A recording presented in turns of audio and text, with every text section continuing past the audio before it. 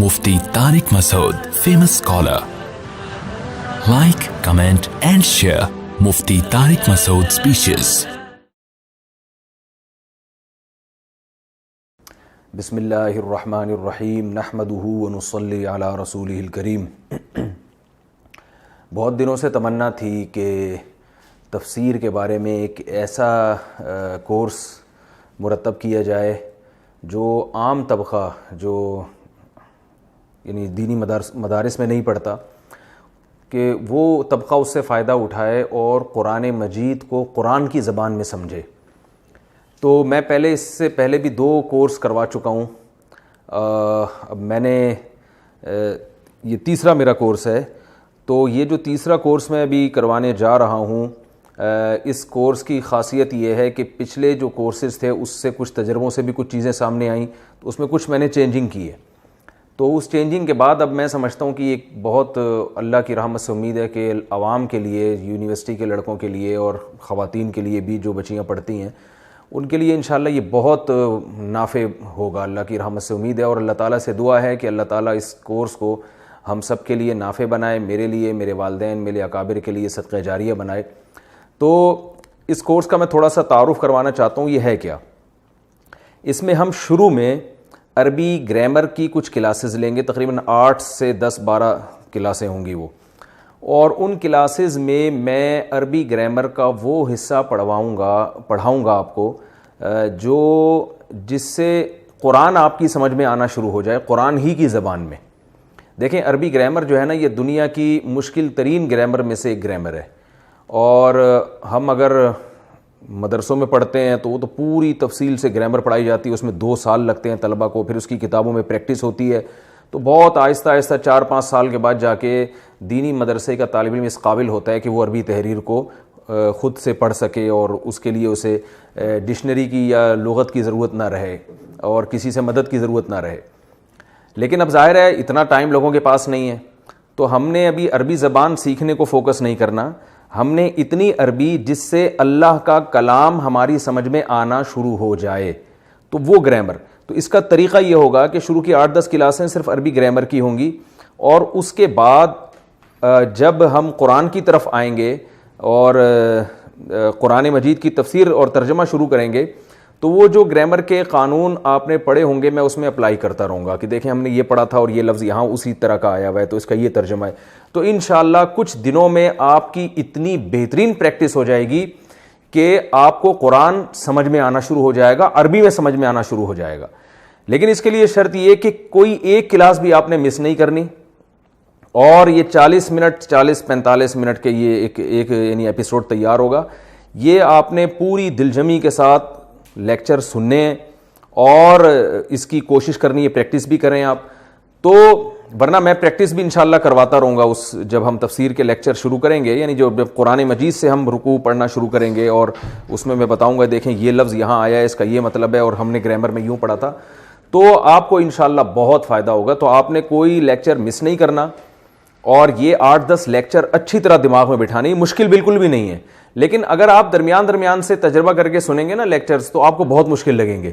تو یہ step by step آپ نے میرے ساتھ اس پہ چلنا ہے۔ تو پہلا لیکچر ہوگا، پھر دوسرا ہوگا، پھر تیسرا ہوگا، تو انشاءاللہ آپ کو یہ بہت اچھا، بہت آسان لگے گا۔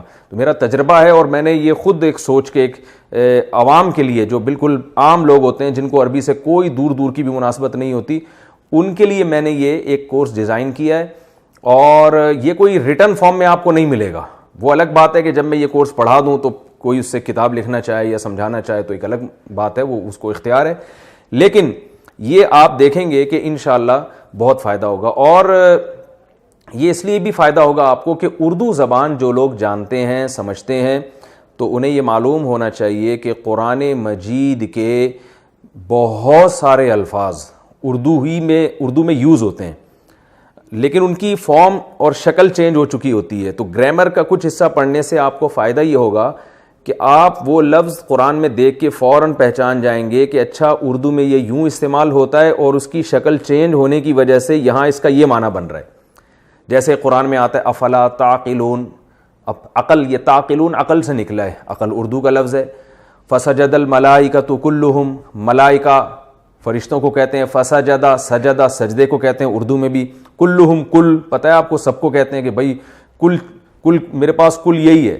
تو یہ بہت سارے الفاظ، اگر میں یوں کہوں کہ 90% یا 90% الفاظ ایسے ہیں قرآن مجید میں جو اردو میں یوز ہو رہے ہیں. تو یہ شاید میرا دعویٰ غلط نہ ہو، تو آپ کو بہت آسان لگے گا. اس لیے آپ اس کورس کو بہت شوق سے سنیں، بہت شوق سے سمجھنے کی کوشش کریں. اور جن لوگوں کے پاس ٹائم کی کمی ہے لیکن وہ چاہتے ہیں کہ ہم قرآن سیکھیں اور ہم قرآن میں مہارت پیدا کریں، مسجد کے امام جب قرآن کی تلاوت کرتے ہیں ہم پیچھے ہاتھ باندھ کے کھڑے ہوتے ہیں، ہمیں پتہ ہی نہیں ہوتا کہ امام صاحب کیا پڑھ رہے ہیں، اس کا مطلب کیا ہے، کیسے بہترین واقعات قرآن میں آتے ہیں، احکام آتے ہیں قرآن مجید میں. تو آپ ہمارے یہ پورے لیکچر سنیں گے تو انشاءاللہ میں اللہ کی رحمت سے پوری امید کر کے کہتا ہوں کہ آپ کو 100% نہیں تو 95% انشاءاللہ قرآن مجید قرآن ہی کی زبان میں سمجھ میں آئے گا. تھوڑی سی محنت کی تو اللہ نے چاہا 100% آنا شروع ہو جائے گا. تو بہت آپ کو قرآن سننے میں پڑھنے میں مزہ آئے گا انشاءاللہ. جب آپ تلاوت کریں گے تو آپ کو تلاوت میں سمجھ میں آئے گا کہ یہ کیا کہا جا رہا ہے، ہم سے کس چیز کیا اللہ تعالیٰ ہم سے کیا چاہتے ہیں، ہم سے کیا بات کر رہے ہیں، اللہ تعالیٰ ہم سے کیا کلام کر رہے ہیں. تو اس لیے آپ نے یہ پوری پابندی کے ساتھ سننا ہے، پوری پابندی کے ساتھ آخر تک اس میں ہمارے ساتھ رہنا ہے. اور اللہ تعالیٰ سے میں دعا کرتا ہوں اللہ تعالیٰ اس میں برکت دے. ربی یسر ولا تعسر وتممہ بالخیر وبک نستعین. اے اللہ اس کو ہمارے لیے آسان کر دے اور اس کو مشکل نہ بنا، اور ہم تجھی سے مدد طلب کرتے ہیں. تو اللہ سے دعا کے ساتھ میں اس کی ابتدا کرتا ہوں. بسم اللہ الرحمن الرحیم.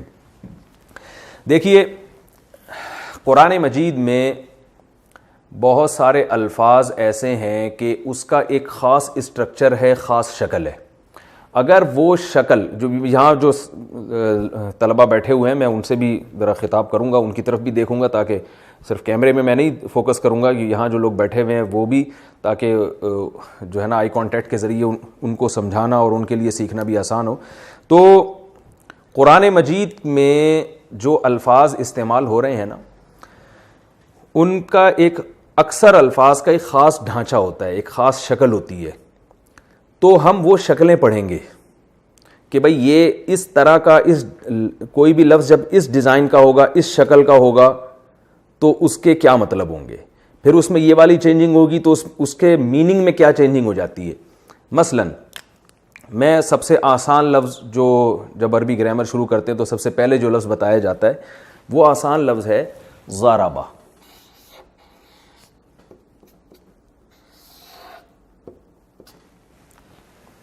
ضربہ کا مطلب ہے اس نے مارا.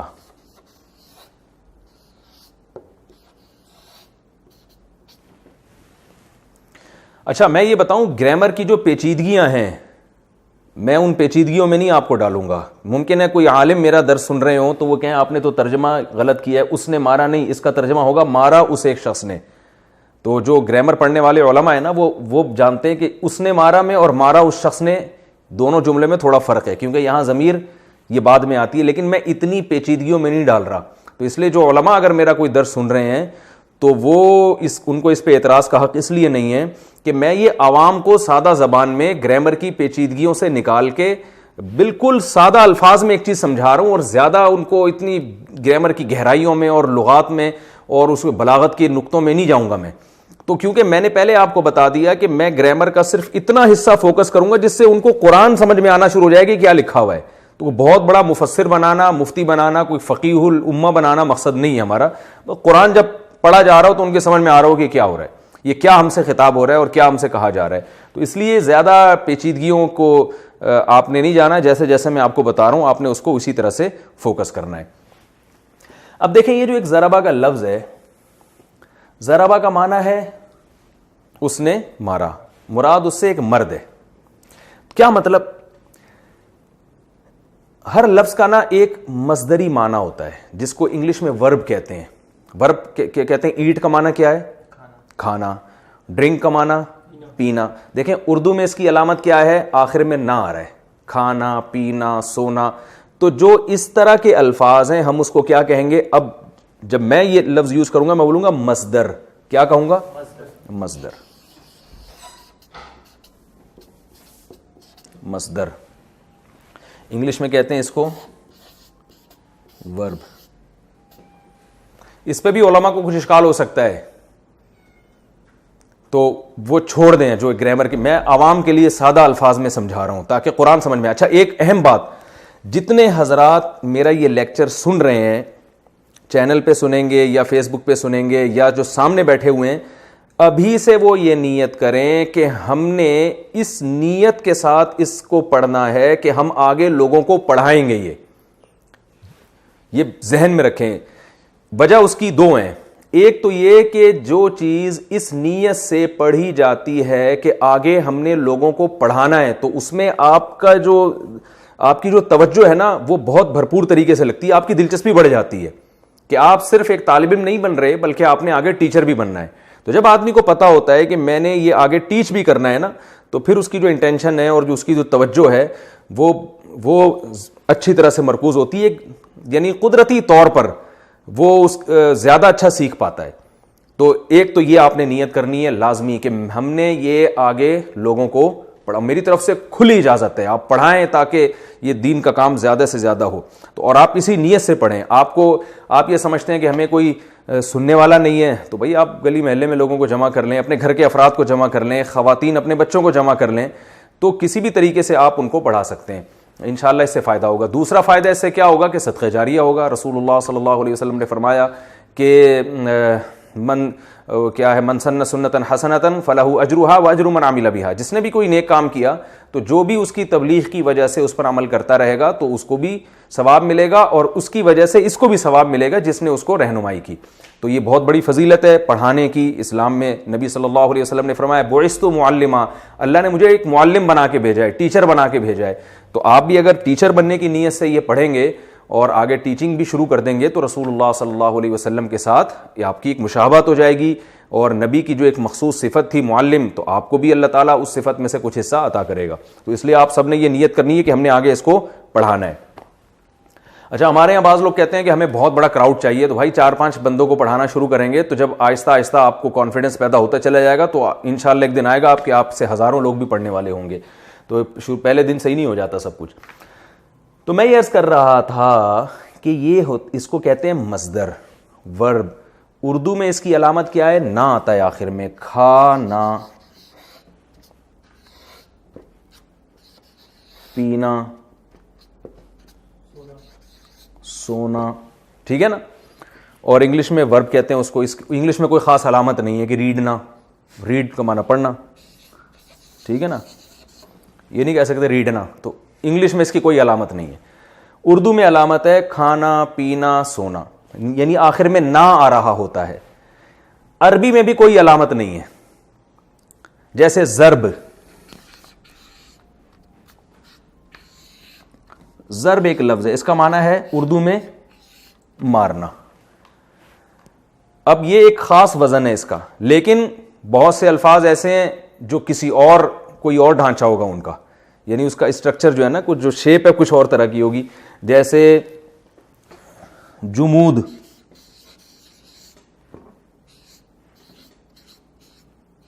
جمود کا معنی جامد ہونا. جامد ہونا یعنی کسی چیز کا جم جانا. کہتے ہیں نا طبیعت میں جمود بہت ہے, جامد ہے. تو جمود, یا سجود عربی میں, سجدہ عربی میں سجدہ, اس کا معنی اردو میں کیا ہے؟ سجدہ کرنا. لیکن عربی میں کیا کہتے ہیں؟ سجدہ. بس سجدہ کا معنی ہی سجدہ کرنا ہے. تو اب دیکھیں یہاں ضرب یہ کسی اور شکل ہے, سجدہ یہ الگ شکل کا ہے.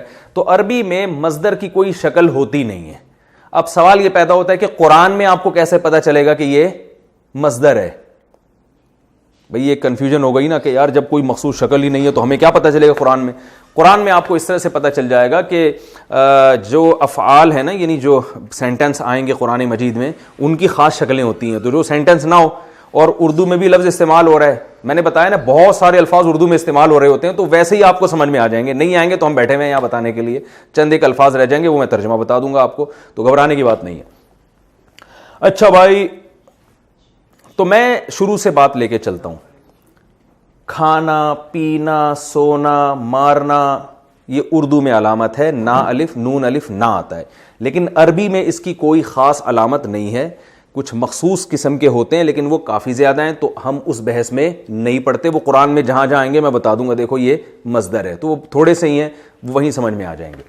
تو اب ہم آگے چلتے ہیں کہ جو مصدر ہوتا ہے نا, جیسے سجدہ کرنا, سجدہ کرنا, آپ کو پتا ہے کہ انگلش میں اور ہر زبان میں ٹینسز ہوتے ہیں.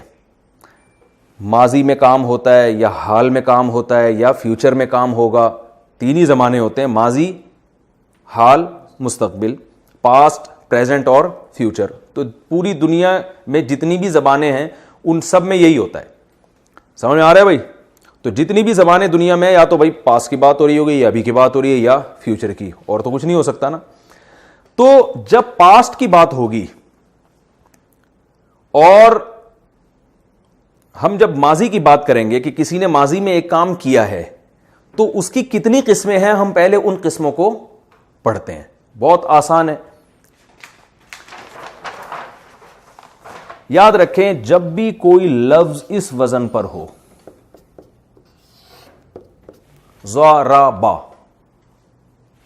یعنی پہلا لفظ پہ زبر, دوسرے پہ بھی زبر, تیسرے پہ بھی زبر, تو اس کا معنی کیا ہوگا؟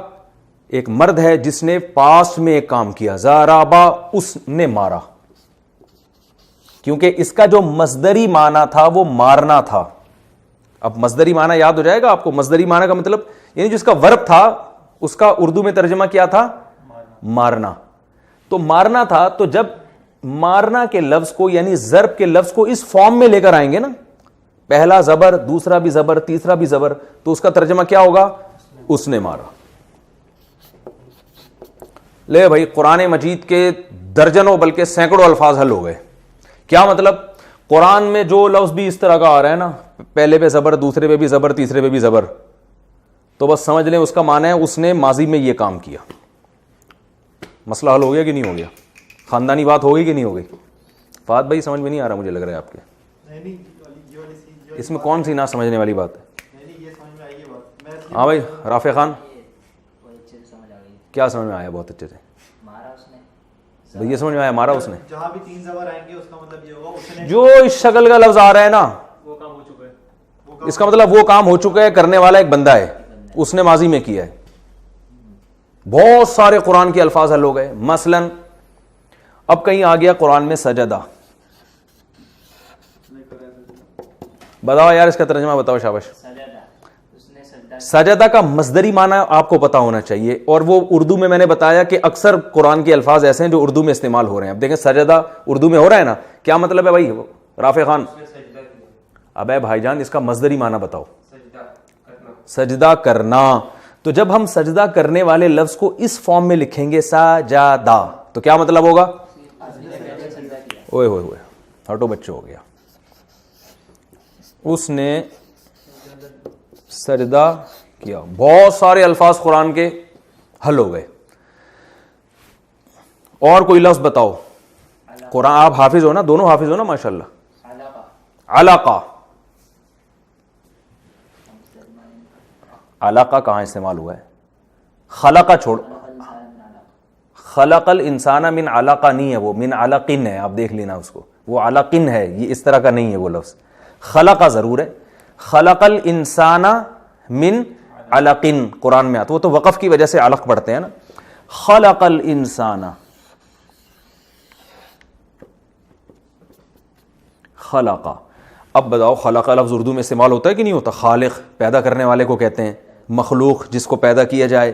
تو خلقہ کا مطلب جو مصدری معنی ہے وہ کیا ہے؟ پیدا کرنا. تو یہ خلق کا لفظ جب اس طرح استعمال ہوگا خلقہ, تو کیا مطلب ہوگا اس کا؟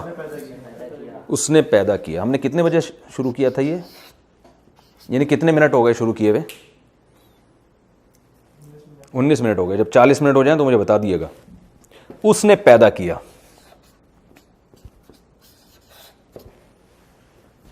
صحیح ہے نا؟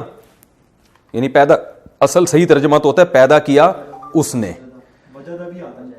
ہاں وجدہ. اب دیکھو اردو میں یہ لفظ, جتنے الفاظ آپ عربی کے بولیں گے نا, میں ابھی آپ کو دعوے سے کہہ دوں 90% وہ اردو میں استعمال ہو رہے ہیں. 90 بھی میں بہت احتیاط کے ساتھ کہہ رہا ہوں, زیادہ ہی ہو رہے ہوں گے. وجدہ کا لفظ قرآن میں آتا ہے نا, ووجدہ کا ضالن فہدا, وجدہ کا. وجدہ. یہ شروع میں واو کا معنی قرآن میں آتا ہے وجدہ کا. یہ واو کا معنی ہوتا ہے اور, یہ الگ ہے. کا معنی ہوتا ہے آپ کو, تو یہ بھی الگ ہے, یہ ہم بعد میں پڑھیں گے. درمیان سے ہم وجدہ نکال لیتے ہیں. ٹھیک ہے. وجدہ اردو میں استعمال ہوتا ہے, بتاؤ بھائی. موجود. اردو میں نہیں ہوتا موجود پانا, کسی چیز کو موجود پانا. یہ وجدہ وہیں سے تو ہے. کہتے ہیں نا شاعر لوگ کہتے ہیں میرا وجدان یہ کہتا ہے, یعنی مجھے اندر سے یہ چیز موجود محسوس ہو رہی ہے. تو وجدہ کا معنی کسی چیز کو موجود پانا, یا صرف پانا بھی, کوئی چیز فاؤنڈ جسے کہتے ہیں نا عربی میں فائنڈ. فائنڈ کا معنی کیا ہوتا ہے؟ پانا. پانا وہ نہیں جو پلک پانا ہوتا ہے جس سے ہم وہ سیٹ کر رہے ہوتے ہیں. کسی چیز کو پانا, حاصل کر لینا, فائنڈ. فائنڈ آؤٹ کہتے ہیں نا انگلش میں یار. اب وجدہ کا معنی کیا ہوگا؟ اس نے پایا, ماضی میں, پاس میں اس نے, ہاں اس نے پایا.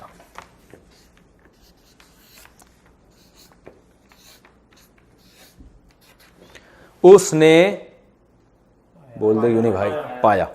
اور چلو آگے اور الفاظ بتاؤ. نصارہ, زبردست.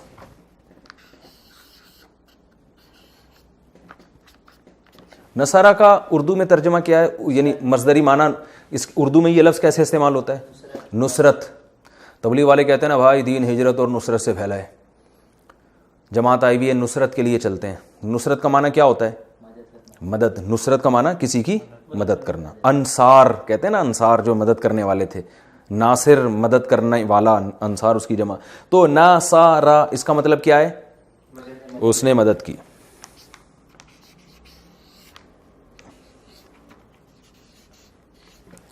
یہ اتنا ہل کیوں رہا ہے؟ اس نے مدد کی گزرے ہوئے زمانے میں. صحیح ہے. فتح, اوئے ہوئے صحیح آ رہا ہے بھائی.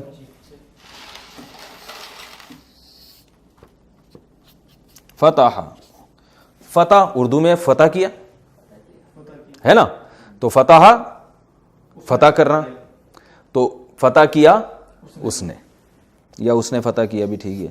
فتح کا معنی عربی میں کھولنا بھی ہوتا ہے. مفتاح چابی کو کہتے ہیں نا, تو کھولا. ٹھیک ہے. اوہ سوری, یہ غلط لکھ دیا میں نے, اس نے کھولا. اور بتاؤ اب, شاباش. عبسا, عبسا کا لفظ اردو میں استعمال نہیں ہوتا, ٹھیک ہے نا. تو میں پہلے آسان چیزیں نا, لوگ کنفیوژ نہ ہوتا. خلقہ ہو گیا, میرا خیال ہے کافی ہے. باقی تو ہم قرآن میں پڑھیں گے نا. قرآن میں جب تفسیر شروع کراؤں گا تو میں بتاؤں گا دیکھو یہ لفظ آیا ہوا ہے, یہ ہم نے بتایا تھا آپ کو کہ جو اس شیپ میں ہوتا ہے اس کا مطلب یہ ہوتا ہے. اچھا بھائی,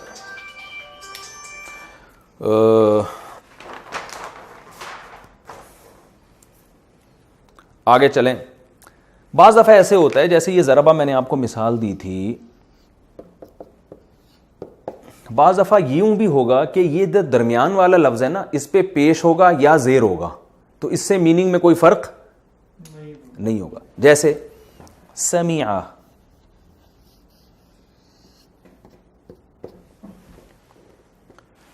شروع میں زبر ہے, آخر میں زبر ہے, درمیان میں کیا ہے؟ زیر ہے. اس سے کوئی فرق نہیں پڑتا. ایسی بھی شکل آتی ہے کبھی کبھار.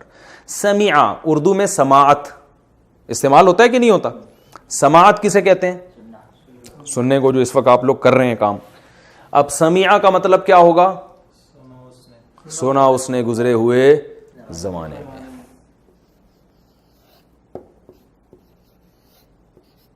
سنا اس نے, بس گزرے ہوئے زمانے میں اس لیے نہیں کہہ رہے کہ سنا کا مطلب ہی سنا ہی ہوتا ہے نا اردو میں. اچھا بھائی, اور اس کی مثال حسیبہ. حسیبہ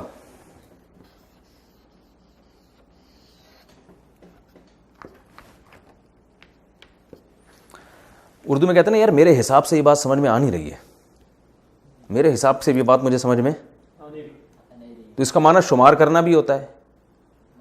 بلکہ جب حسیبہ ہو تو اس کا معنی ہوتا ہے گمان کرنا. کیا معنی ہوتا ہے؟ اس کا اب حسیبہ کا مطلب کیا ہوگا؟ گمان کیا اس نے.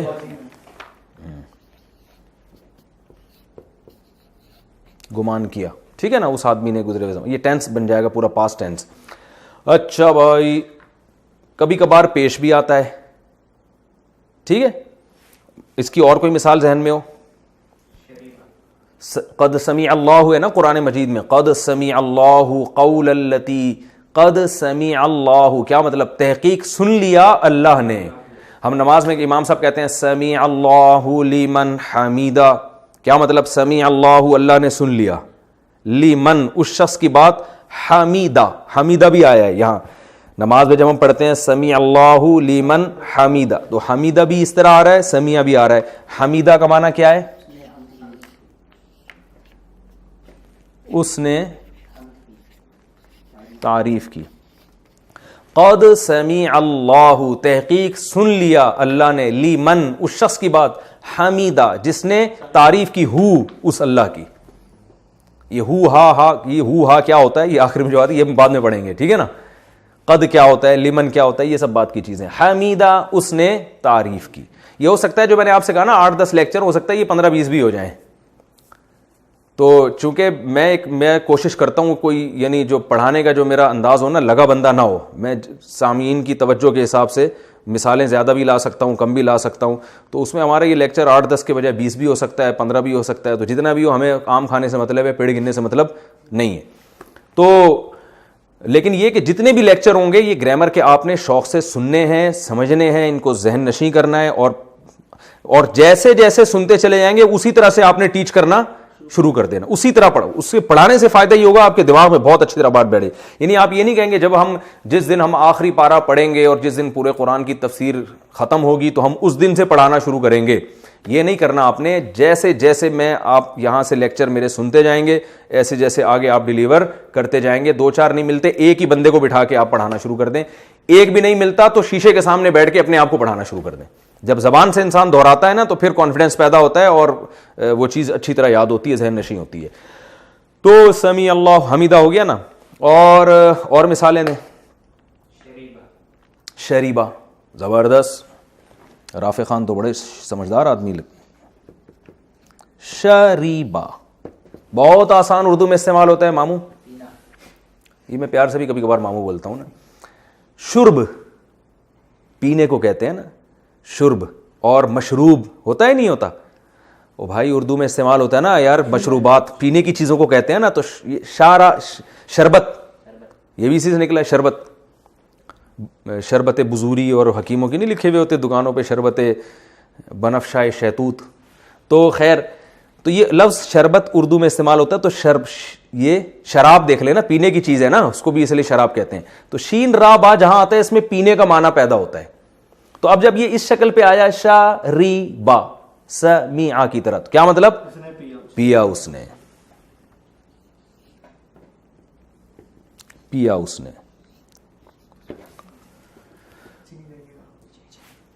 ہاں ہو گیا نا, سمجھ میں آ گیا یہ. اچھا, بعض الفاظ ایسے ہوتے ہیں, اور بھائی جب جیسی 40 منٹ ہو جائے نا مجھے بتا دینا. بعض الفاظ ایسے ہوتے ہیں جن میں درمیان والے حرف پہ کیا ہوتا ہے؟ پیش. جیسے میں نے بتایا یہ ہے ضربہ, تو درمیان میں کیا آ جائے گا؟ پیش آئے گا. جیسے کروما, کاروما, پہلے پہ زبر ہے, دوسرے پہ پیش ہے, تیسرے پہ بھی کیا ہے؟ زبر ہے. تو کوئی فرق نہیں پڑتا. میں نے بتایا یہ درمیان والا چینج ہو سکتا ہے. اس پہ جزم کبھی بھی نہیں ہوگا, یعنی سکون نہیں ہوگا, ساکن نہیں ہوگا, زبر زیر یا پیش ہی ہوگا. تو کاروما میں کیا ہے؟ پیش ہے. تو کرامت سے نکلا ہے. کرامت عزت کو کہتے ہیں نا, بھائی فلاں کا اکرام کرنا چاہیے ہمیں. تو اس کا مطلب ہوتا ہے, مصدری معنی ہوتا ہے عزت دار ہونا, عزت دار ہونا. تو کیا ترجمہ ہوگا؟ عزت دار ہوا وہ ایک شخص. ٹھیک ہے,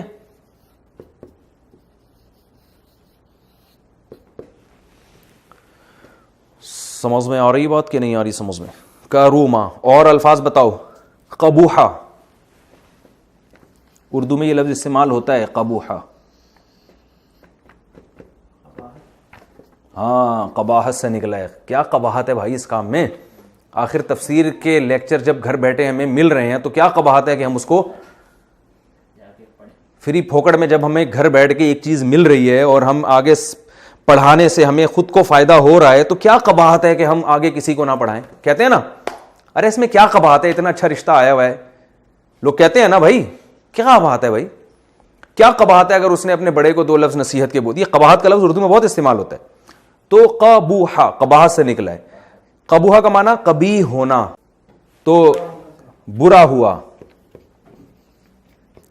وہ ایک شخص, یعنی ایک آدمی جو ماضی میں قبیح ہو گیا, برا ہو گیا, تو اس کو ہم کیا کہیں گے؟ قبوحہ. سمجھتے ہو کہ نہیں سمجھتے ہو؟ تو اور بھی ایک دیکھ لو گے 1-2 الفاظ اس سے تاکہ تھوڑی سی. اس میں ورب کے معنی نہیں آ رہے نا, جیسے فعل کے معنی. دیکھیں ایک ہوتا ہے ہونا, ایک ہوتا ہے کرنا. بعض ورب ایسے ہوتے ہیں جس میں جو آبجیکٹ بھی چاہیے ہوتا ہے ان کا, جیسے کھانا. تو جب آپ کھائیں گے تو خود سے یہ نہیں کھائیں گے, بلکہ کوئی چیز ہوگی جو کھائیں گے, وہ چیز آبجیکٹ ہوگی جس کو مفعول کہتے ہیں عربی میں. اور کچھ کام ایسے ہوتے ہیں جو وہ آبجیکٹ وہ سبجیکٹ کے ساتھ ہی کمپلیٹ ہو جاتے ہیں, ان میں آبجیکٹ نہیں چاہیے ہوتا. اس کی مثال ہے جیسے مرنا. اب یہ بھی ایک عمل ہے نا, مر گئے تو کیا, جیسے میں یہ کہتا ہوں کہ قتل کیا, تو قتل کیا تو کسی کو کیا ہوگا نا, وہ مقتول ہوگا. لیکن ایک آدمی کہتا ہے مرا, تو مر تو خود ہی گیا, ٹھیک ہے نا. بیمار ہوا, خود ہی بیمار ہو گیا. مریضہ,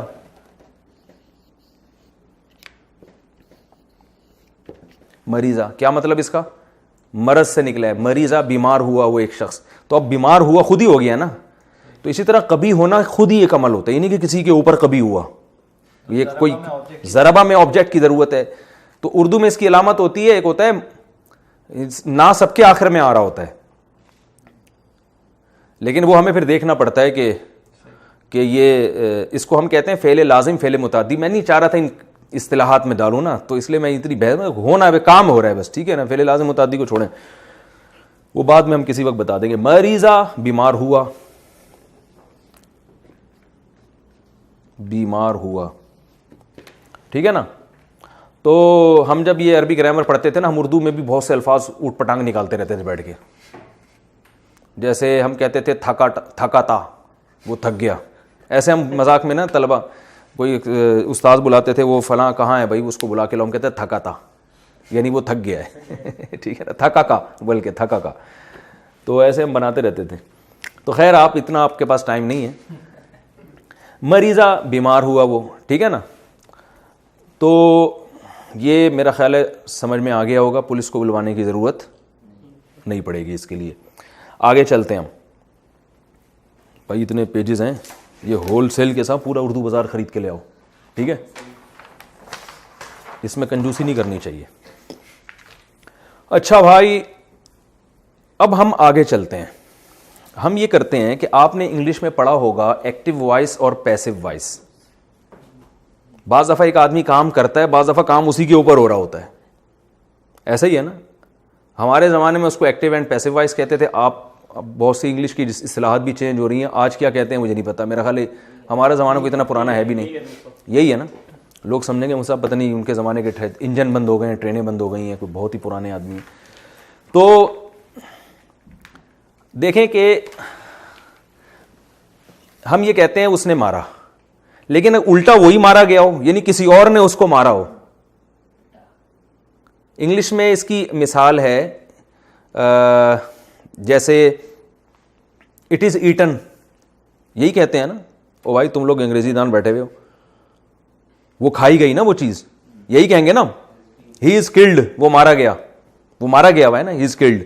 اور ہی کلز, وہ مارتا ہے, یا ہی کلڈ, وہ لکھ دیتا ہوں میں تاکہ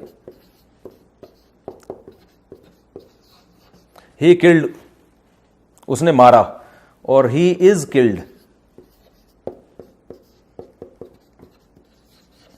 ہی از کلڈ کا کیا مطلب ہوگا؟ وہ مارا گیا ہوا ہے, ٹھیک ہے نا. یا ہی واز کلڈ, وہ مارا گیا تھا ماضی میں.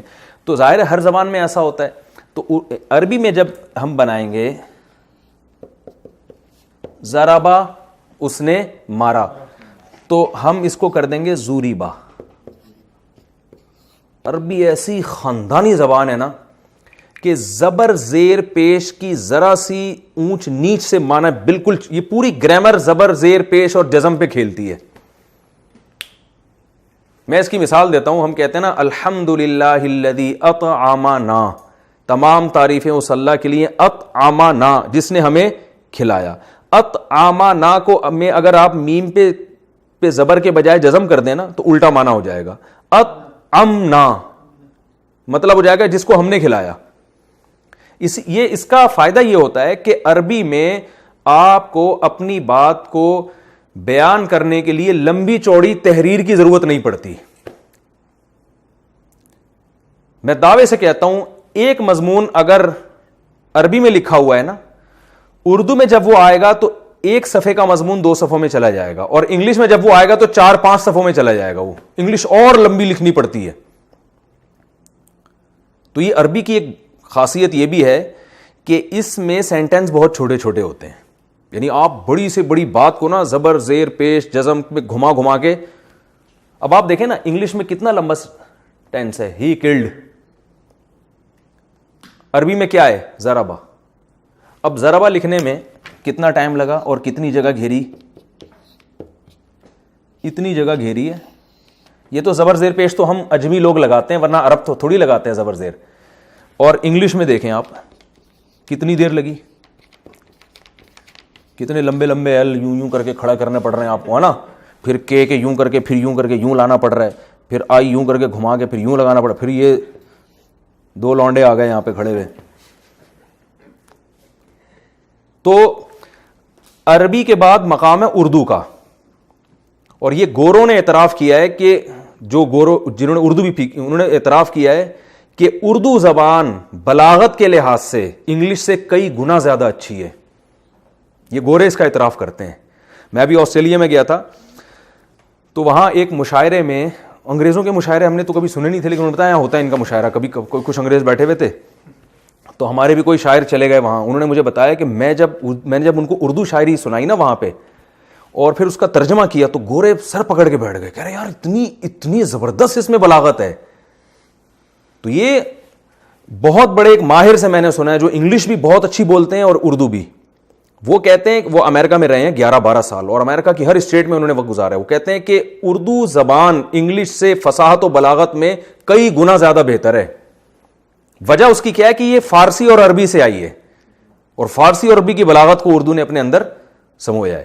تو اور عربی کا جو بہترین خاصیت کیا ہے کہ دیکھیں کتنا چھوٹا سا لفظ ہے, اس نے یہ پورا جو ہے نا یہ اتنے لمبی ڈنڈیاں اور یہ ڈی اور یہ سب کو پی گیا یہ لفظ. اب آپ اسی کا پیسو وائز بنائیں گے تو ہی از کلڈ. عربی میں آپ نے کیا کرنا ہے, ضربا ہے نا زوریبا, سمجھ میں آ رہی ہے بات. ضربا کو کیا کیا آپ نے, زوریبا, 2 منٹ میں بات ختم, ٹھیک ہے نا. قتلا اس نے قتل کیا, قتیلا وہ مارا گیا. قتالا اس نے مارا, قتیلا وہ کلٹی ہو گیا. تو ایسے یہ بڑی زبردست اس کی ایک عربی کی خاصیت ہے کہ اس میں بہت لمبی بات آپ ایک صفحے میں لکھ سکتے ہیں. اسی کو آپ لکھیں گے انگلش میں تو 4-5, میں نے دیکھے ایسی تحریریں, جیسے عربی میں ایک صفحہ ہے کہ اس کا آگے انگلش میں لکھا ہوا ہے, تو عربی میں ایک صفحے میں آیا ہوا ہے, انگلش میں 4-5 صفحوں میں گیا ہوا ہے. وہ کافی ٹائم لگتا ہے اس کو لکھنے میں. تو بولنے میں بھی پھر ایسا ہی ہے, عربی میں بولنے میں ٹائم کم لگتا ہے, بہت مختصر ہو جاتی ہے وہ. خیر یہ مقصد نہیں ہے کہ انگلش کی کوئی بری زبان ہے, وہ اس کی اپنی خاصیت ہے. انگلش میں ایک سب سے بڑی خاصیت ہے کہ آسان بہت ہے وہ. خیر ہم آگے چلتے ہیں. تو یہ کیا ہو جائے گا جی, ضربا سے زوریبا. یہ پیجز میں بخل نہیں کرنا, ایسی کی تیسی, جتنے خراب ہوتے ہیں ہونے دو. زوریبا کیا مطلب, 1 منٹ رہ گیا, 1 منٹ. مارا گیا وہ ایک شخص, پہلے اس نے مارا تھا, اب کیا ہو گیا, وہ خود کلٹی ہو گیا. ٹھیک ہے, تو میرا خیال ہے ٹائم بھی ہمارا مکمل ہو گیا, پہلا لیکچر ہمارا کمپلیٹ ہو گیا ہے. امید ہے کہ سمجھ میں آیا ہوگا. کوئی سوال اس بارے میں پوچھنا ہو تو جلدی سے پوچھو. شاباش. واسع خان, آپ کے ذہن میں کوئی سوال آ رہا ہو؟ رافع خان, فہد بھائی, عثمان بھائی. کورونا وائرس کی وجہ سے ہم نے زیادہ لوگ اکٹھے نہیں ہونے دیے ہیں, اور یہ بھی فاصلے سے بیٹھے ہوئے ہیں. کوئی سوال تو نہیں, کلیئر ہو گیا ہر چیز ہے بھائی؟ چلیں کافی ہے میرا خیال ہے آج کے لیے. اللہ تعالیٰ عمل کی توفیق عطا فرمائے. Mufti Tariq Masood, famous scholar. Like, comment and share Mufti Tariq Masood speeches. Mufti Tariq Masood, famous scholar.